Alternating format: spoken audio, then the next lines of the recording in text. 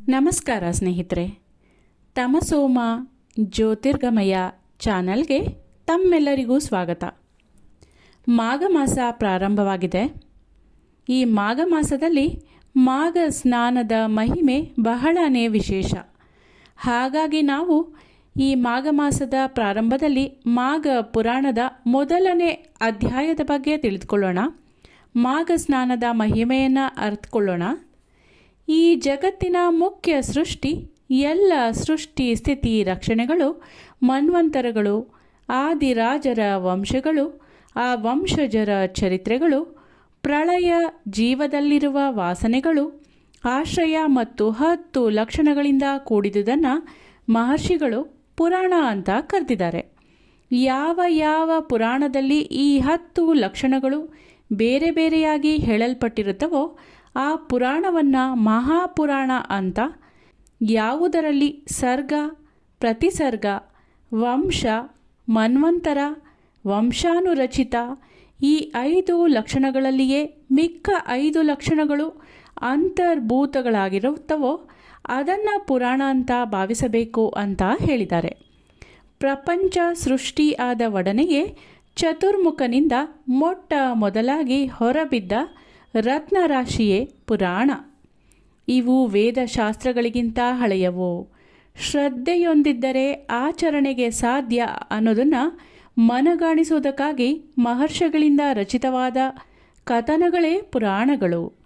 ನಮ್ಮ ಪುರಾಣಗಳಲ್ಲಿ ಅಮೋಘ ವಿಚಾರಗಳು ಅಡಗಿವೆ. ಪುರಾಣಗಳು ಸುಲಭವಾಗಿ ಕಥಾರೂಪದಲ್ಲಿರುತ್ತವೆ.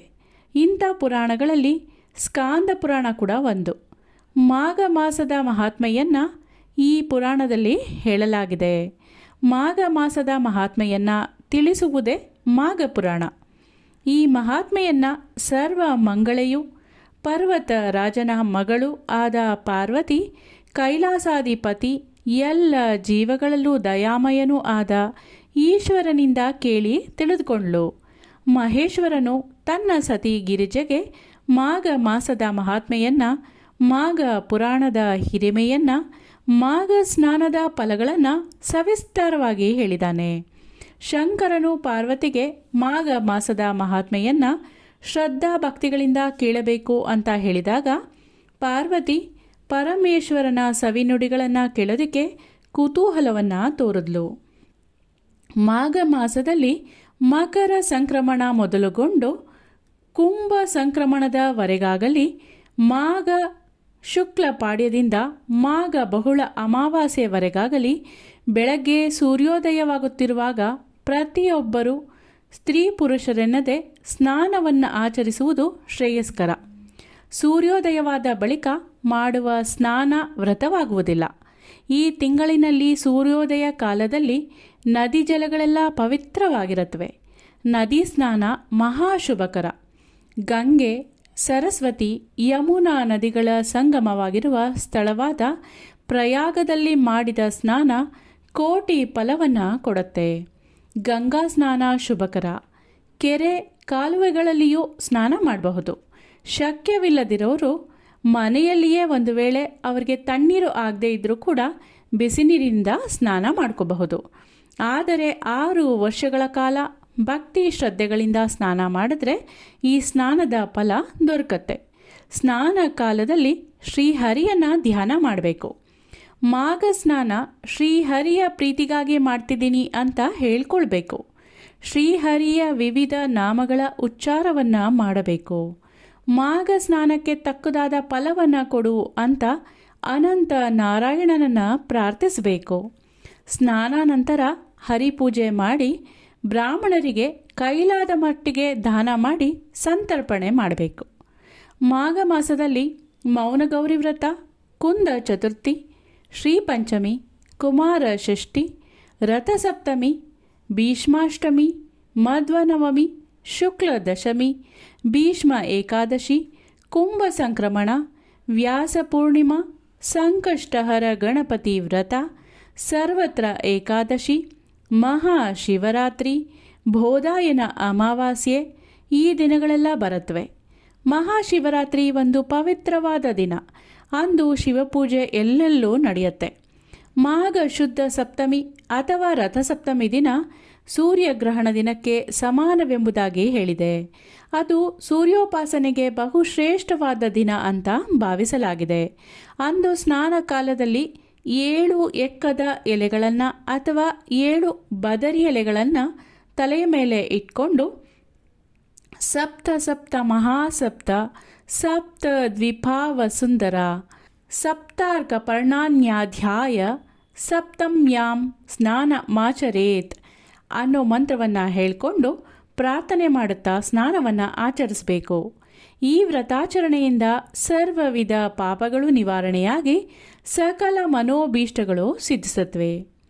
ಶಂಕರನು ಗಿರಿಜೆಗೆ ಹೇಳ್ತಾ ಹೋಗ್ತಾನೆ, ಪಾರ್ವತಿ, ಮಾಘ ಮಾಸದಲ್ಲಿ ಗೋಪಾದ ಮುಳುಗುವಷ್ಟಾದರೂ ನೀರಿನಲ್ಲಿ ಸ್ನಾನ ಮಾಡುವವನ ಪಾಪಗಳು ದೂರವಾಗತ್ವೆ. 2ನೆಯ ದಿನದ ಸ್ನಾನದಿಂದ ವಿಷ್ಣು ಲೋಕವನ್ನು ಸೇರೋದಕ್ಕೆ ಅವನು ಅರ್ಹನಾಗ್ತಾನೆ. ಭಕ್ತಿಯಿಂದ ಸ್ನಾನ ಮಾಡೋರು ಭವ ಬಂಧನದಿಂದ ಪಾರಾಗಿ ಇಹ ಸುಖವನ್ನು ಅನುಭವಿಸ್ತಾರೆ.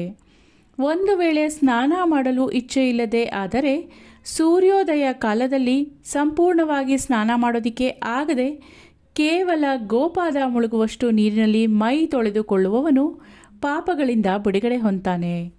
ಮಾಘ ಮಾಸ ಪೂರ ಶ್ರದ್ಧಾ ಭಕ್ತಿಗಳಿಂದ ಸ್ನಾನ ಮಾಡೋನು ವಿಷ್ಣು ಲೋಕವನ್ನು ಸೇರ್ತಾನೆ. ಸ್ನಾನಾನಂತರ ತ್ರಿವಿಧ ಭಕ್ತಿಯಿಂದ ಮಹಾವಿಷ್ಣುವನ್ನು ಅರ್ಚಿಸಿ ಪೂಜಿಸಿ ಮಾಘ ಪುರಾಣ ಶ್ರವಣ ಮಾಡೋನು ಜನ್ಮರಾಹಿತ್ಯ ಪಡಿತಾನೆ. ಅವನಿಗೆ ಪುನರ್ಜನ್ಮ ಅನ್ನೋದು ಇರೋದಿಲ್ಲ.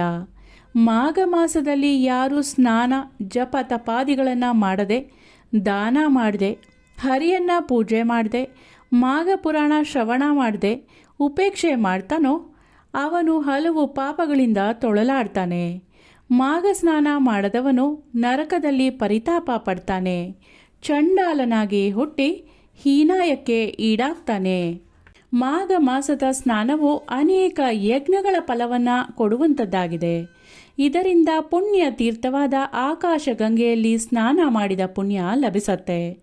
ಪಂಚ ಮಹಾಪಾತಕಗಳನ್ನು ಮಾಡಿದವನು ಕೂಡ ಮಾಘ ಸ್ನಾನ ಮಾಡಿ ಪಾಪ ಮುಕ್ತನಾಗಬಹುದಾಗಿದೆ.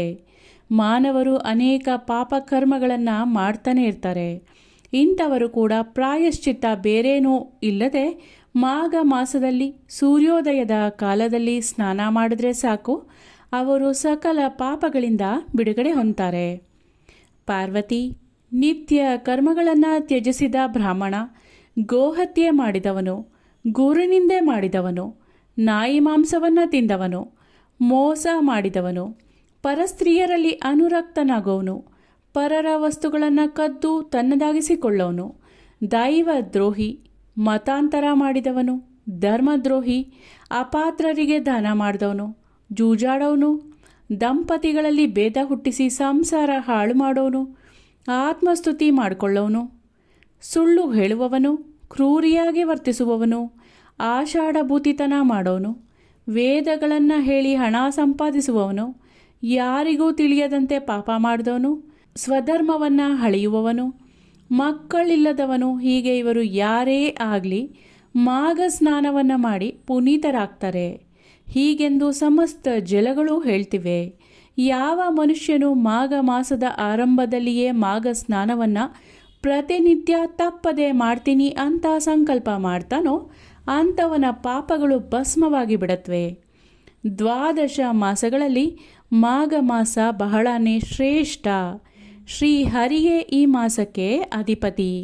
ದೇವತೆಗಳಲ್ಲೆಲ್ಲ ಶ್ರೀಹರಿಯೇ ಶ್ರೇಷ್ಠ ಅಂತ ಭೃಗು ಋಷಿ ಮೊದಲುಗೊಂಡು ಎಲ್ಲ ಮುನಿಗಳು ಒಪ್ಕೊಂಡಿದ್ದಾರೆ. ಮಾಘ ಮಾಸ ಮಾಡೋದಕ್ಕೆ ಆಗದೆ ಚಳಿ ನೆಪ ಹೇಳೋರು ತುಂಬ ಹೆಚ್ಚು. ಇಂಥವರಿಗೆ ಬೆಂಕಿ ಉರಿಯ ಶಾಖ ಕೊಟ್ಟರೂ ಸ್ನಾನ ಫಲ ಉಂಟಾಗುತ್ತೆ. ಸ್ನಾನವನ್ನು ಶ್ರೀಹರಿಗೆ ಅರ್ಪಿಸಿದ ನಂತರ ಬೆಂಕಿಯ ಶಾಖವನ್ನು ಪಡಿಬೇಕು. ಒಂದು ವೇಳೆ ನಿರ್ಗತಿಕನಾಗಿ ಮೈಮೇಲೆ ಬಟ್ಟೆ ಇಲ್ಲದೆ ನಡುಕ್ತಾ ಇದ್ದರೆ ಅಂಥವನಿಗೆ ಬಟ್ಟೆ ಹೊದಿಸಿದರೂ ಸ್ನಾನ ಫಲ ಸಿಗತ್ತೆ. ಬಳಿಕ ಆ ದರಿದ್ರನು ಸ್ನಾನ ಮಾಡಿ ಬಟ್ಟೆ ತೊಡ್ತಾನೆ. ಮಾಘ ಸ್ನಾನ ಕೆಲವರಿಗೆ ಇಷ್ಟ ಇರೋದಿಲ್ಲ. ಅವರಿಗೆ ಮಾಘ ಸ್ನಾನದ ಮಹಿಮೆಯನ್ನು ಹೇಳಿ ಬಲವಂತವಾಗಿಯಾದರೂ ಮಾಘ ಸ್ನಾನ ಮಾಡಿಸ್ಬೇಕು. ಹೀಗೆ ಸ್ನಾನ ಮಾಡಿಸೋನು ಕೂಡ ಪುಣ್ಯ ಭಾಜನನಾಗಿ ಪಾಪಗಳಿಂದ ದೂರವಾಗ್ತಾನೆ. ಆದರೆ ಮಾಘ ಸ್ನಾನ ಮಾಡುವವ್ರನ್ನ ಇವೆಲ್ಲ ಮೂಢನಂಬಿಕೆ ಬೂಟಾಟಿಕೆ ಅಂತ ಯಾರು ದೂಷಿಸ್ತಾರೋ ಅನೇಕ ಪಾಪಗಳನ್ನು ಅವರು ಹೊತ್ತುಕೊಂಡು ನರಕವಾಸಿಯಾಗ್ತಾರೆ.